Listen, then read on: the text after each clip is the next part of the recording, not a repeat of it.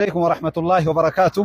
شيخ كينا شيخ جمال موسى برزدانتي أوروميا مجلس دوراني أمس درتاء كوري دعوة فدرالا مجلس إثيوبيا كنتهن وان إجوليتين إجولي سكو مندو في أكسو مأموتو إجولي هرر بي سعود عربيا كيستي إيغا والجيسات ننجرتو كان كيستي شيني واني هغانا يادنت تهي هنجرو جدان كان الرتي ميمال إجولي الآم تبارك الله فيكم. بسم الله الرحمن الرحيم الحمد لله رب العالمين وبليان كينيا السلام عليكم ورحمة الله وبركاته. وعليكم السلام. واني أما جولين تينيا أوروميا بها بياهل يعني ركو جيرينياتيف جيرينيا خينيا فوية فنجاني بيا ربا سينا نتي واني أسينو ياچسو إسان سو وفق أماني دلقا غاري هجتاني هذا أباساني قمتشيساني jireenya isaanii bareedaa biyyatti deebi'anii akka jiraatan hawwina. Ammoo jireenyi isaanii kana keessatti ifumaafuu waliin bu'anii wal lolanii wanni irratti namni wal dhabu waan hin jirreef namni biyya jiru yookaan daangaa ooyiruu irratti wal lola wanni itti waliin bu'an numa jira jedhamee yaadamu. Isaanii rakkatee biyya namaa jiru. Isaanii ilmaan keenya saba tokko saba Oromoo obboleeyyan ilmaan keenya ilmaan muslimaa bakka silaa wal gargaaruun bakka silaa rakkataa rakkoo isaanii baasuun hunda isaaniit irratti waajibii ofii isaaniitiin waliin bu'uun nuuf gadda seenaa gurraacha dhaamsi nuti dhaamnu amma an akka nama tokkotti akka abbaa isaaniitti akka sheekha islaamaa nama tokkotti wanni sun hujii shayxaanaatii hatattamatti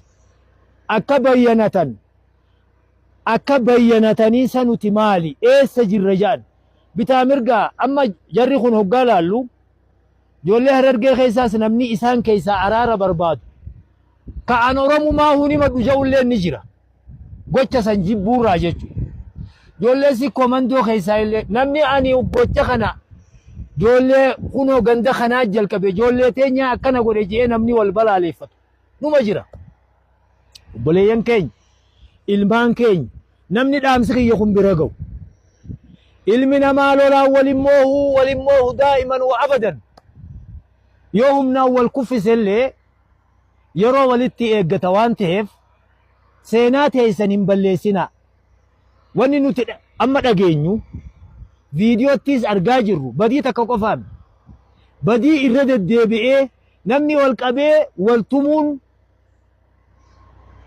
muslima ta'ee seera ala. Ammoo waan badii dalagamu san viidiyoo waraabuunis badii lammaffaati. Wal harkisuunis badii lammaffaati. Badii sadaffaati. Obboleeyyan keenya ani wanni dhaamu daffitti gama araaraa akka deebitanii maqaan nu badaa biyya teenya tana keessatti nama saba Oromoo ka amantaa tana waliin hin qabne wajji hedduu jirra.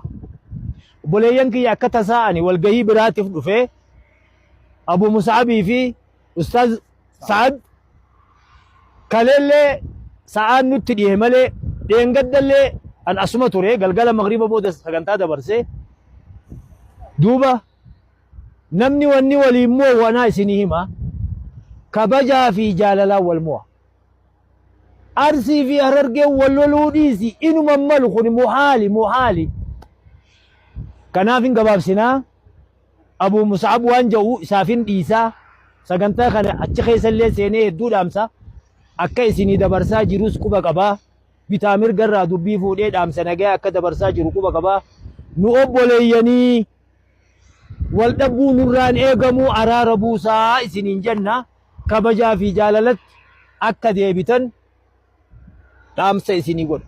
Namoonni immoo biyya alaa teessan dhaamsa lammaffaa kan Jarman jirtan Ameerikaa jirtan rabbi sodaadha.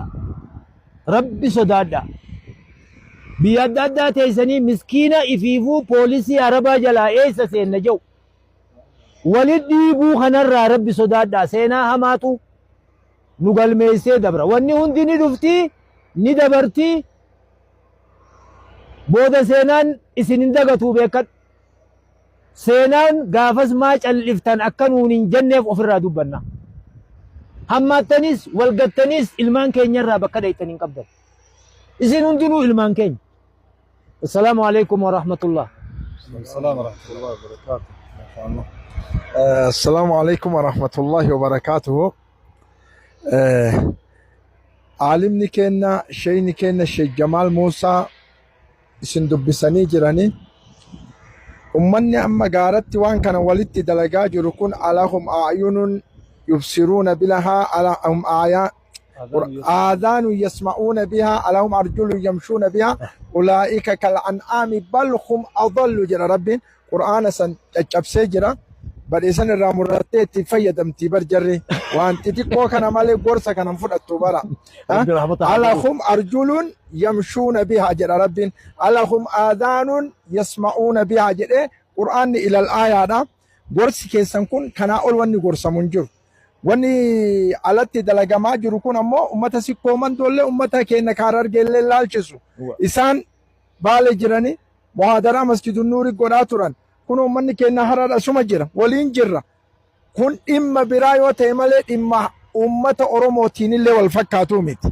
yoo nu hin dubbanna jedhan ijoollee gad deebitanii dubbatan sun inni mataan isaatu ijoolleedha dubbii akkasii namni dubbatu hawaasa wal rukutaa hawaasa wal miidhu irratti حتى موتمان وسودان دايم السنة وان كانت تسقبه سوق أبا واني أكما موتمان في دركاسترو جلسام موتمان كوبا أفريقيا دولة شنتمي شنبول شورة أوروبا دولة دقدمي سد بولشوة يجي تكتي أفريقيا بولشورة في تنان إسي فتنام انتابت لو كان شفتو كانتو بنما إلى يوم القيامة وان كانت فرقون كون أكد آبتوف تامس آكرا كان سنين آمو وري على تيتن أرتستي مومال واني سربيتوتون artistii jettanii hawaasa walitti kaaftan garas gortanii garana gortanii kun imma ulamaa biyyaallee laalchisuu miti imma hawaasa biyyaallee laalchisuu miti akire wanni nu isinii dhaamnu taariikni isin dalaydan kun ammoo kitaaba nama barreessisiisa duraan sila oromoo tanarratti namni dalage nama san immoo ummata kana jechuu waa baay'ee keessa nu naqee kana waan ta'eef nu akka ummata islaamatti akka ummata oromootti wanni gaara keessaa nu laalchisa hawaasa kenna garuu ammoo wanni dalagamu nu laalchisu nulleen fakkaatu ulamaa kennalleen fakkaatu meeshaa adillee kalimateenyi dabarsanii saniin booda risaalaan teenne simbira